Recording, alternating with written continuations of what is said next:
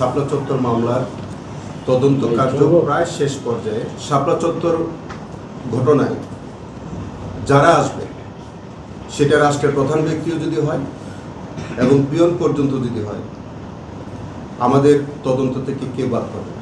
তার বিরুদ্ধে আমরা অনেক আগে ওয়ারেন্ট ইস্যু করেছিলাম, তাকে আমরা খুঁজে বেড়াচ্ছিলাম, অবশেষে তিনি গ্রেফতার হয়েছেন এবং সেই মামলায় আজকে তাকে জেল হাজতে পাঠানো হয়েছে।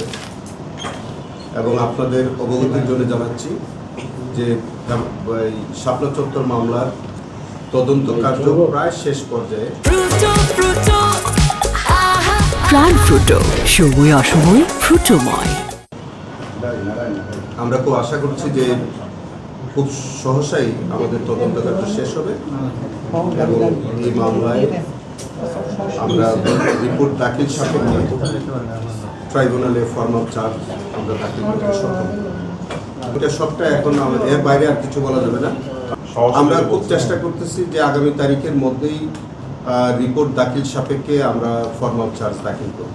আমরা চেষ্টা করছি, যেহেতু ইনভেস্টিগেশনের বিষয়ে এর বাইরে আর কিছু আমরা এখন প্রকাশ করতে পারছি না।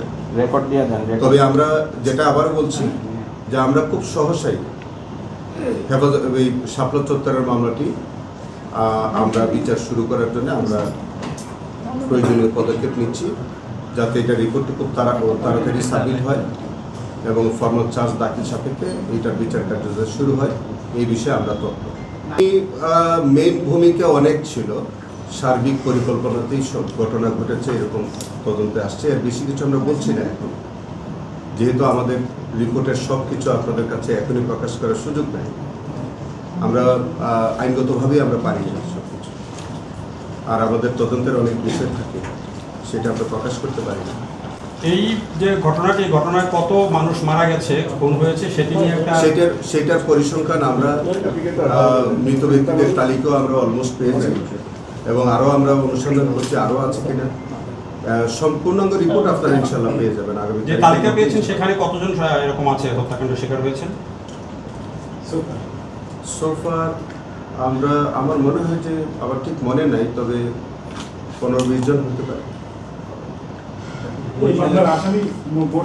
অনেক আসামি এটা আপনি বেনজির থেকে শুরু করে।